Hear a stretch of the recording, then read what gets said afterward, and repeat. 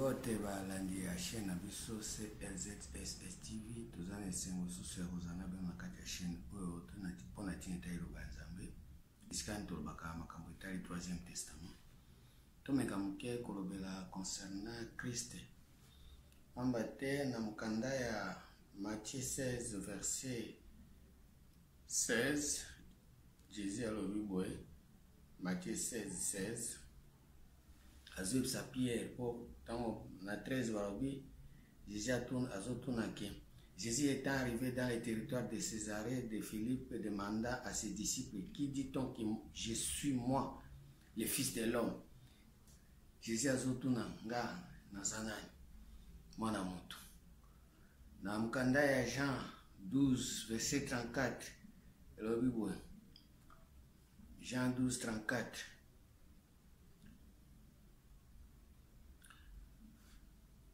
Jean 12, 34. Jean 12, 34. La foule lui répondit, nous avons appris par la loi que le Christ demeure éternellement. Comment donc dit-il faut que le Fils de l'homme soit élevé? Qui est ce Fils de l'homme? Jésus Mokwatuni, qui dit-on que moi je suis le Fils de l'homme? Babi tu as dit que Christ est azala kalibé na libela kufagate mais siko mwana mutu ana azanani awa mkanda ya Jean 12 verset 34 andiko balinga mikati na kolo mais réponse ya Jean et ya Pierre na pas ya Jésus alors tu es le Christ totanga ona na Matthieu 16 wana tozongela Matthieu 16 Tango mituna ezope sama Jésus a tuni Pierre a répondre question nae oh Jésus a posé kingana zanani yoka siko Pierre réponse à pesi na verset 17 Jésus na verset 16 Matthieu 16 Simon Pierre répondit tu es le Christ le fils du Dieu vivant. Simon Pierre a dit tu es le Christ le fils du Dieu vivant. Or babi kuna ke Christ azo demeurer éternellement.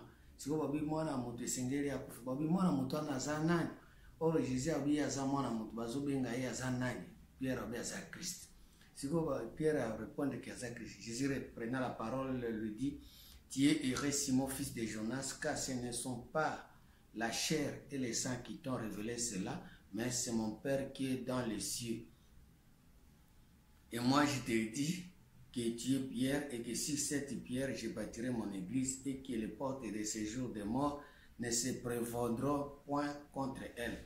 Ah, Jésus a dit à Simon Pierre, si Pierre a dit que tu es le Christ, Jésus a dit à Nechosa Christ boy, na libanga onenga otongela ngonda kwa nzambe ya tata na ngai de façon que nengoza Pierre wana a partir libanga wana ya Pierre nde tokotonga nda kwa nzambe. Si bonga nina tunana. Pourquoi le fils de l'homme ane senge susu akufa? Oh, na Jean 12 kuna bi mwana mutu wana Christ wana akufa sundeni or babi azaka libera na libera. Oh so totali Christ babo makai. Na omoni sikoyo nenge tozolo babo to découvrir na Christ. Oh lelo batebele bazolo bakyo bazana Christ. So tokena mukanda ya Galati 2 verset 20 elobi boy. Galati 2 verset 20. J'ai été crucifié avec Christ, et si je vis, ce n'est plus moi qui vis, c'est Christ qui vit en moi. J'ai été crucifié avec Christ, mais Christ oyo aza libanga, Christ va promettre Pierre libanga, or yebi ba crucifié kaye. Si Paul aza qui crucifié avec Christ, au lieu Christ a demeuré éternellement, ba crucifié Jesus.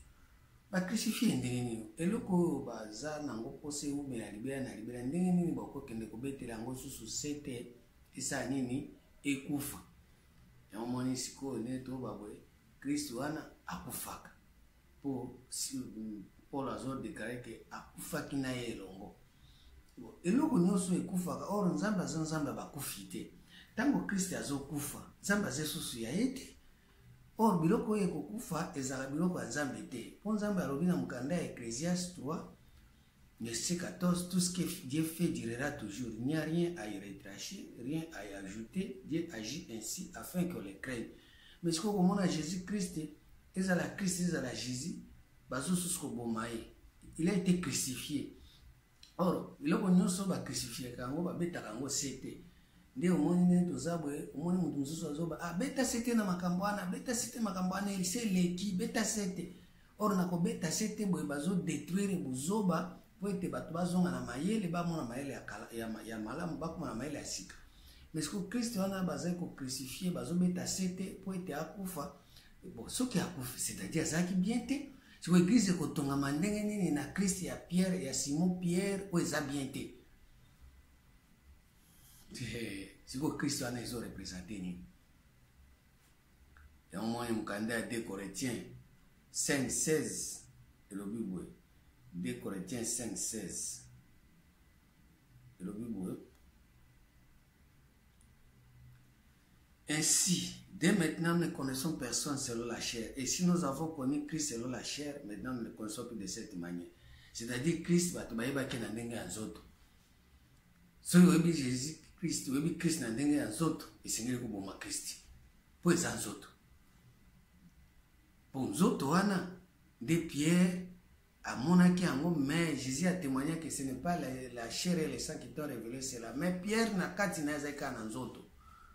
Malgré Jésus a fait ça qui témoignage pour Pierre, mais Pierre est mon qu'on a katina ye azaraki nanzoto. Tokoyoka. Pourquoi azaraki nanzoto? Pour Christ wana soki tokei na mkanda ya Colossiens 2 1 à 2. Robini. Colossiens 2 1 à 3 tout. Je veux en effet que vous sachiez combien est grand le combat que je soutiens pour vous et pour ceux qui sont à l'Odyssée. Et pour tous ceux qui n'ont pas vu mon visage à la chair. Tous ceux qui n'ont pas vu mon visage à la chair. C'est-à-dire, Paul peut accompagner que tokoki kola accessus bato elongi na nzoto te. Toko se resusu chair te.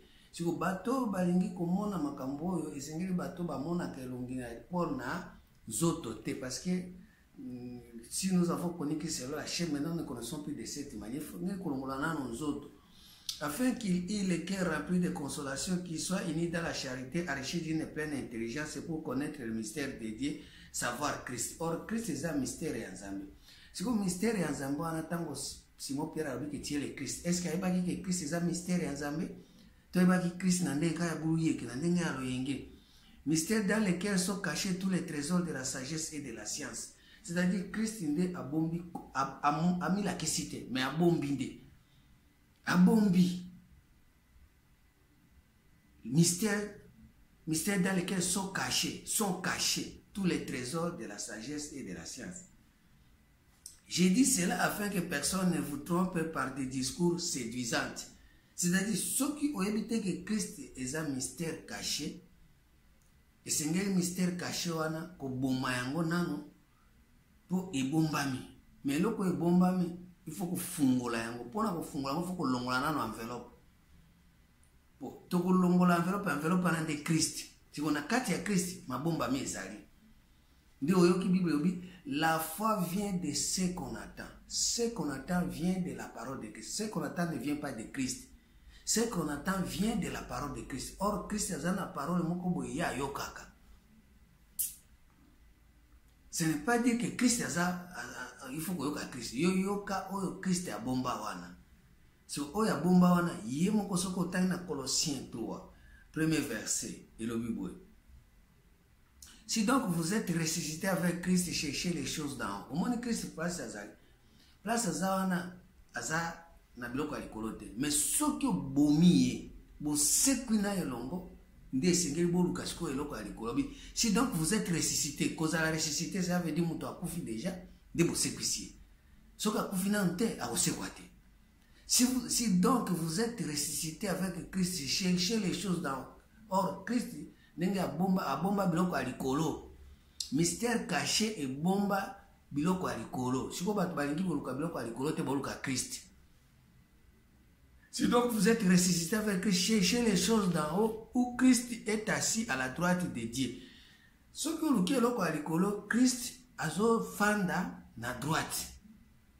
A fanda na milieu, a fanda na gauche, place n'est à droite. Or, ce qui droite est ali, milieu est ali, gauche pe ezali. Christ aza na droite, aza na milieu te. Oh, na katikati biloko pe ezali. Na gauche pe biloko ezali, mais Christ aza na droite.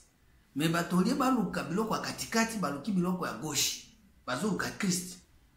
Or ya fanda ade na droite. Mais or na katikati biloko ezali. Bandeko balinga mikati na nkolo. Mais sikoyo tango batu balingi bazala na Christ baolo ba katikati te, baolo ba milieu te. Luc 17 verset 20. Luc 17 20e verset. Bandeko o Bible nde ezoloba, o ezangai te, eza Bible. Foko luka katikati. Luc 17 verset 20. Elobini. Luc 17 20e verset. Elobiboy. Les pharisiens demandèrent à Jésus, quand viendra le royaume de Dieu? Il leur répondit, le royaume de Dieu ne vient pas de manière à frapper les regards. On ne dira pas, il est ici ou il est là, car voici le royaume de Dieu est au milieu de vous. Le royaume de Dieu est au milieu, na katikati. Christ aza na katikati te. On ne dira pas qu'il est ici, gauche, il est là, droite. Car voici, le royaume de Dieu est au milieu de vous. Moi, je dis que le royaume de Dieu est na katikati. Mais, bazu Christ, batie na katikati. Bapa comme le Christ. Au lieu de le katikati, bakota na royaume, pour Christ aza royaume te. Yaza na gauche. Mais babi, royaume de Dieu, au lieu de baluka royaume na katikati. Bandeko balinga mikati na nkolo baboy koluka royaume bakoma luka Christ. Or Christ aza na gauche. Yepe il est assis, il n'est pas debout. Yepe afandi wana na droite wana azo fanda nde afandi. Lelo bato babungi likolo ya Christ na droite. Oye baluka katikati esika royaume ezali. Matthieu 18, verset 1.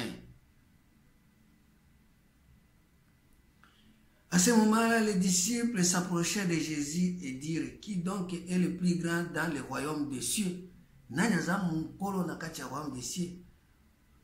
Jésus aya appelé un petit enfant, le plaça au milieu d'eux. Atiaki na gauche te, atiaki na droite te, azui mwana muke, atie na katikati. Pour aider katikati nde royaume ezali. Bandeko balinga mikati na nkolo. Jésus a appelé un petit enfant, le plaça au milieu d'eux. Il dit, je vous le dis en vérité, si vous ne vous convertissez pas et si vous ne devenez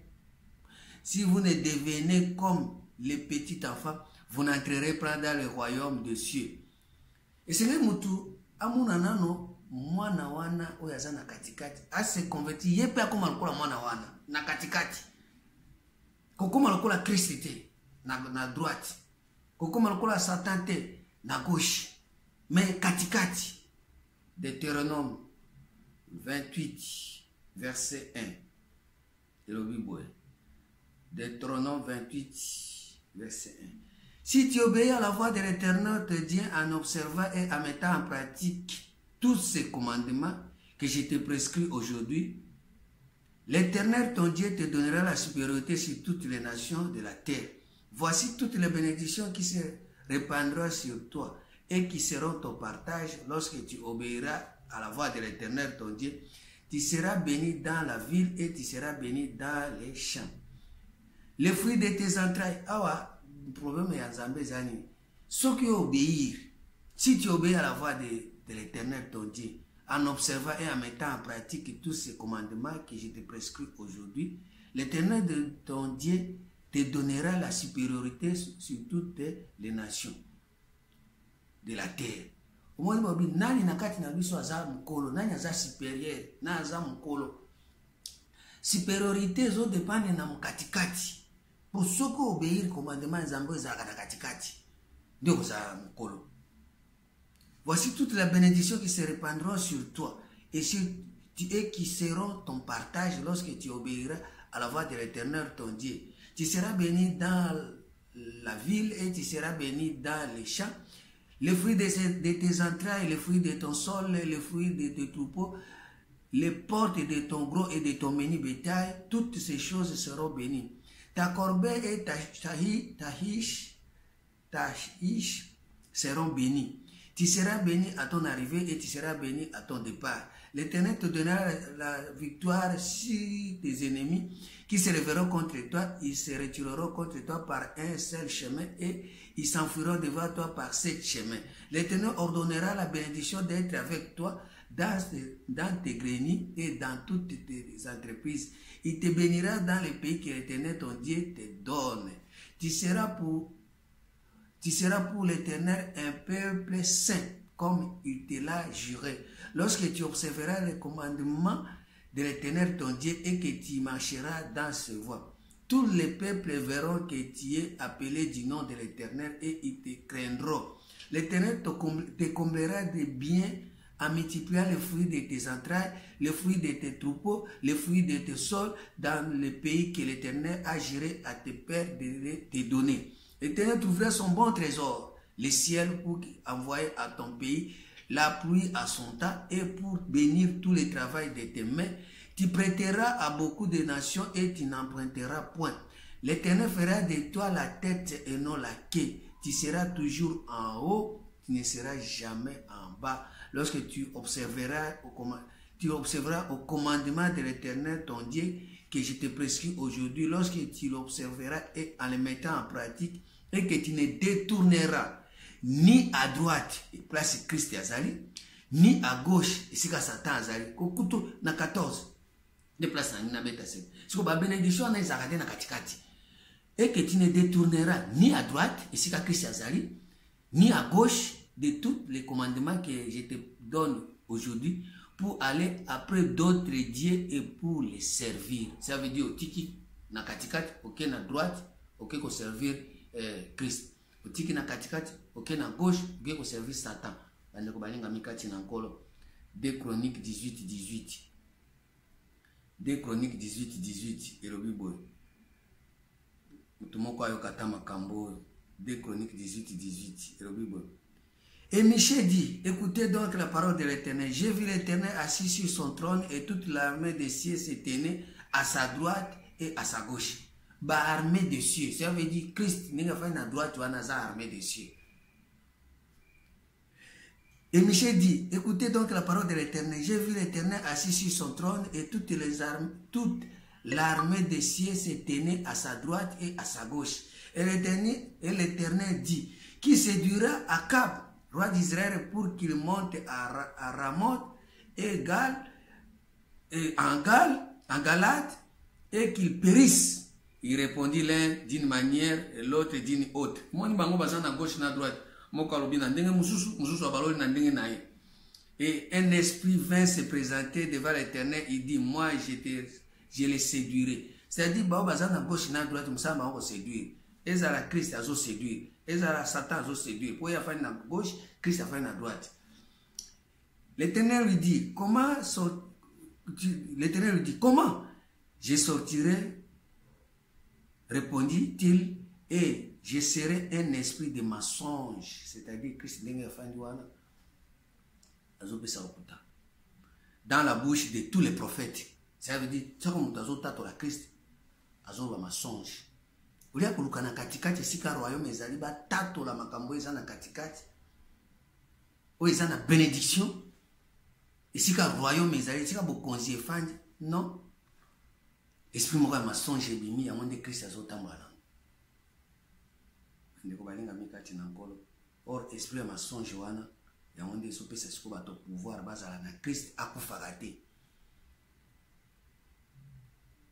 Si nous avons connu Christ selon la chair, et au moins ce que l'esprit de mensonge yango to la sango bino, ils en Hébreux 6, premier verset.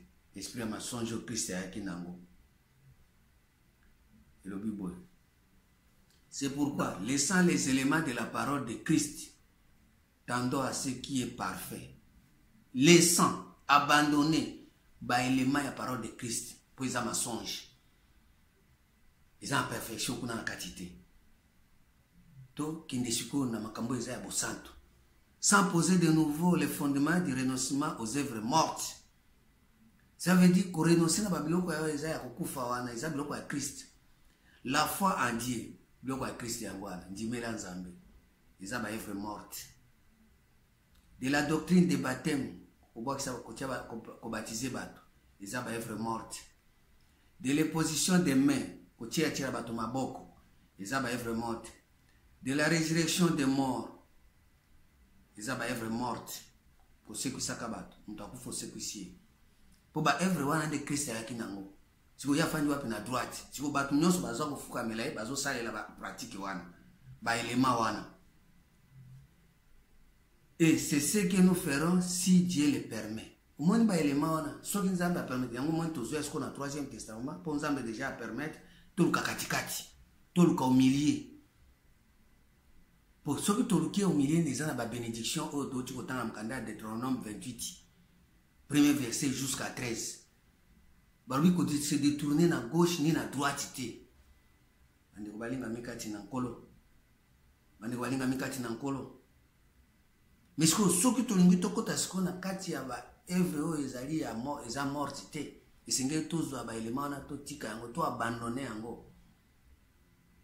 Philippiens 3 verset 6. Et le Bible. Philippiens 3, 6e verset. Quant aux ailes persécutées de l'Église, irréprochables à l'égard de la justice de la loi, mais ces choses qui étaient pour moi des gains, je les regardais comme une perte à cause de Christ. Moi, je dis, Babiloko eza malamu wana, Babiloko ni baptême, ba résurrection des morts. Ça veut dire malamu. Mais tant que yoki Christ boy, azoya abandonné en. Et même j'ai regardé toutes ces choses comme une perte à cause de l'excellence de la connaissance de Jésus-Christ, mon Seigneur, pour lesquels je renonce à tous. Je renonce à tout et je les regardais comme la boue afin de gagner Christ. Yes, quoi, il y a gagné Christ. Pour gagner Christ, il y a kozwa Christ wana ko bomaena no pi ko sekwisaye po tango ko sekwisaye ndia ko gagner po nzamba atravaka na bato basi ba sekwa po bato ba sekwa bazwa resusu pouvoir était ko bala bala ka basi mukanda ya Luc 20 verset 33 à 36 pa wi ba ozala susu kuna lokola ba ange na likolo ba ko bala isu basi te puisque kuna liwe ko zala te bande ko balinga mikati na nkolo mais kati na Christ liwe ezali yango esengeli kotala ba biloko nyonso wana ko mona ngolo kola perte. Et d'être trouvé à lui non avec ma justice, celle qui vient de la loi, mais avec celle qui s'obtient par la foi en Christ, la justice qui vient de Dieu par la foi. Or, biloko wana ba baptême ba imposition des mains, eza biloko ya foi te. Eza ba biloko yo, izo salema ba tia ka maboko boye, wa tia na mutu boye, eza kondima te. Ba baptême ke na mai, ko sekwisa yo ba ko ne wana ba kufaki ba sekwisa na nzoto. Mais na kuna na kati na foi na kati na bonimotika la ko sekwa te bande ko balinga mikati na kom afin de connaître Christ, afin de connaître Christ, ce n'est pas dit afin ya kondimela Christ mais koyeba Christ babite kondimela afin de connaître Christ et la puissance de la résurrection. Il faut koyeba Christ elingi ko bani po koza na Christ mais oyebi ete pour Christ oui et sengeli ngai na seko bobi Christ oseko ndengeni fils de l'homme oseko ndengeni to bi que Christ a umela ka libela na libela mais sengeli to ba puissance et la résurrection ya Christ afin de connaître le Christ et la puissance de la résurrection et la communion de ses souffrances en devenant conforme à lui dans sa mort pour parvenir. Tango akufi esengeli ko ba puissance na tango azokufa bokufa na elongo okufi na elongo puisque ba biloko nyonso ba vraiment to il faut ko longolango ko se débarrasser nango. Si je prie à la résurrection d'entre les morts, ce n'est pas que j'ai déjà rapporté le prix ou que j'ai déjà atteint la perfection, mais je cours pour tâcher de les saisir puisque moi aussi j'ai été saisi par Jésus-Christ. Frère, je ne pense pas avoir saisi, mais j'ai fait une chose, oublier ce qui est en arrière et me porter vers ce qui est en avant. C'est-à-dire, Seigneur, mon tout soit tambour, sous zela, mon sous soit zombie, ma yeli bosso, abosa na ya kala. Tango zoana Christ ya kala. Si nous avons connu Christ selon la chair, dès maintenant nous ne connaissons plus de cette manière. Puisque Christ selon la chair, azome mela kabiso ba élément, ya parole de Christ, eux ont mabiso na liwa, ba baptême, ba imposition des mains. Frère, je ne pense pas avoir saisi, mais j'ai fait une chose à oublier ce qui est en arrière, me portant vers ce qui est en avant. Je cours vers le but pour rapporter le prix de la vocation céleste en Jésus-Christ. Vocation céleste, pas vocation terrestre. Puisque vocation terrestre, ils permettent de battre en condimate. Battre en apparence, position de main, baptême, résurrection des morts. Mais ce que continue à 4 fois, nous tous donc qui sommes parfaits, nous tous donc qui sommes parfaits. Perfection. Nous tous donc qui sommes parfaits ayons cette même pensée. Oh, nani, non,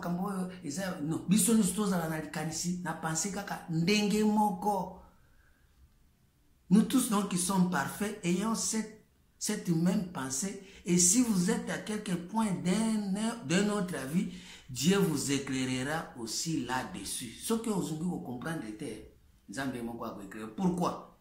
Jean 7, verset 27. Jean 7, verset 27, Jean 7, 27. Cependant, celui-ci, nous savons d'où il est, mais le Christ, quand il viendra, personne ne saura d'où il est. Babi Christ, or, Christ, Pierre alobaki qui tient le Christ, amoni Jésus tient le Christ, mais babi muto atamo kwa kwa batesika auti, même Simon Pierre a évité. Cependant, celui-ci, nous savons d'où il est, mais le Christ, quand il viendra, personne ne saura d'où il est. Muto atamo côté. Parce que mon toit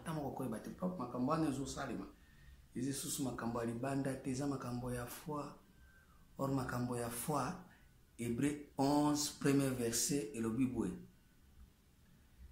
Premier verset il y a Hébreu 11 et le Bible. Or la foi est une ferme assurance des choses qu'on espère, une démonstration celle qu'on ne voit pas. Ça veut dire que si tu as une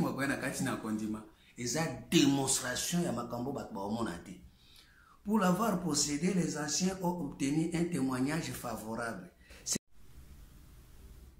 C'est par la foi que nous connaissons que le monde a été formé par la parole de Dieu, à sorte que ce qu'on ne voit n'a pas été fait des choses visibles. Il y a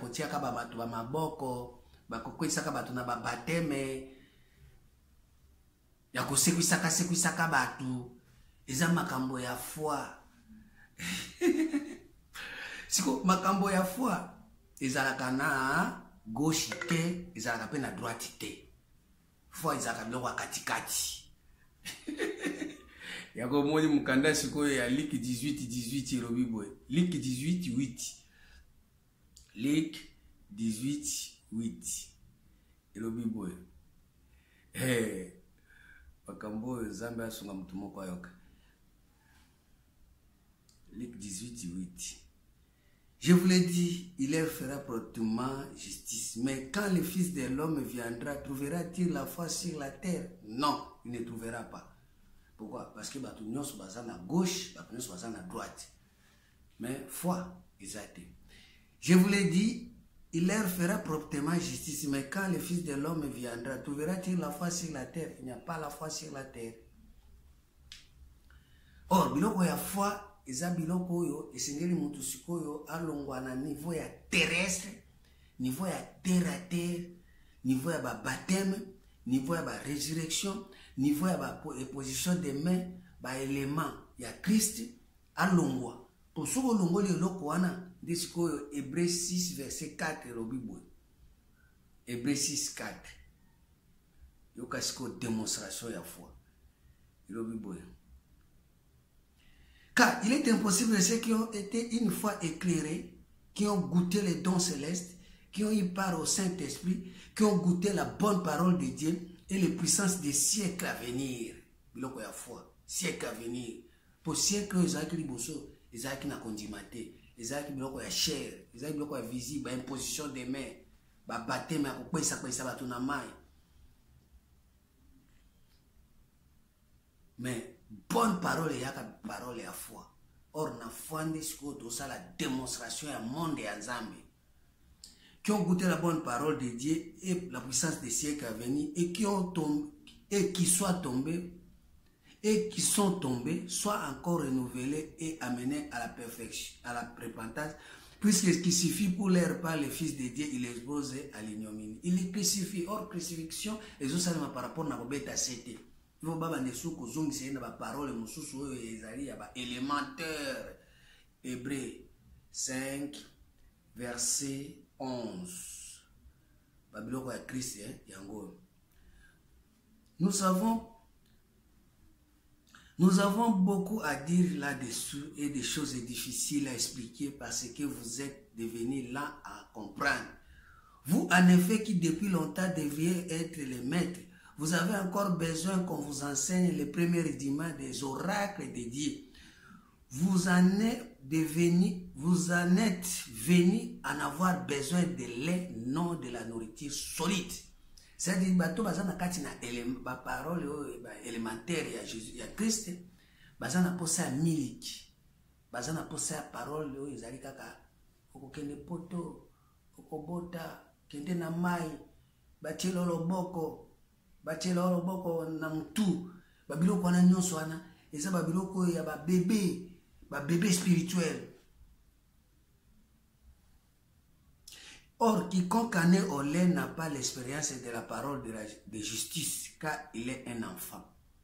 Et on m'a dit, Christ, 1 Corinthiens 13, 1 Corinthiens 13, verset 9, et le Bible, 1 Corinthiens 13, 9. Car nous connaissons en partie et nous prophétisons en partie. Mais quand ce qui est parfait sera venu, ce qui est partiel disparaîtra. Voilà ce qu'on dit Christ, on il faut déplacer, faire disparaître le Christ au Bomaye. Lorsque j'étais enfant, j'ai parlé comme un enfant, j'ai pensé comme un enfant, j'ai raisonné comme un enfant. Lorsque je suis devenu homme, j'ai fait disparaître ce qui était de l'enfance. Ce qu'on sait le côté, au Christ. Okokufa pe na ete akokufa pe te akosekwa te okoluka pe biloko ya likolo to banda koluka biloko ya se yango wana ifo koluka biloko ya likolo matabisi psaume 91 verset 1 matabisi psaume 91 verset 1 le Bible.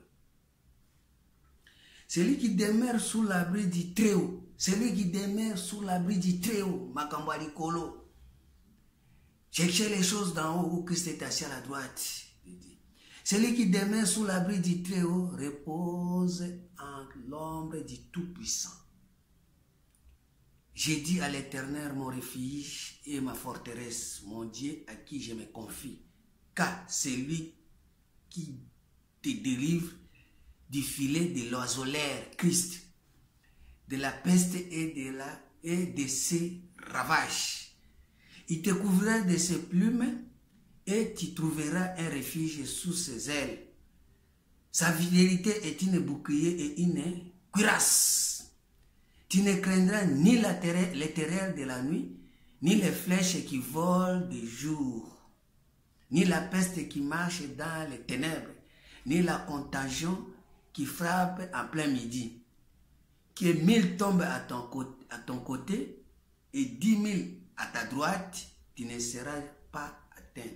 10 000 à ta droite, et si tu as Christ, tu as à côté kuna. Mais yo, ozaka na katikati, et kozoayote. De tes yeux seulement, tu regarderas et tu verras la rétribution des méchants. Bobaza kolinga Christ na gauche, et na droite, bobalinga Satan na gauche. Yo komona ndenge nzamba zo peta obeta en film net na obeta chiko.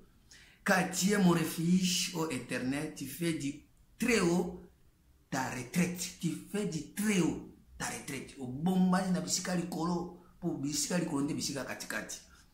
Aucun malheur ne t'arrivera, aucun fléau n'approchera de ta tente, car il ordonne à ses anges de te garder dans toutes tes voies.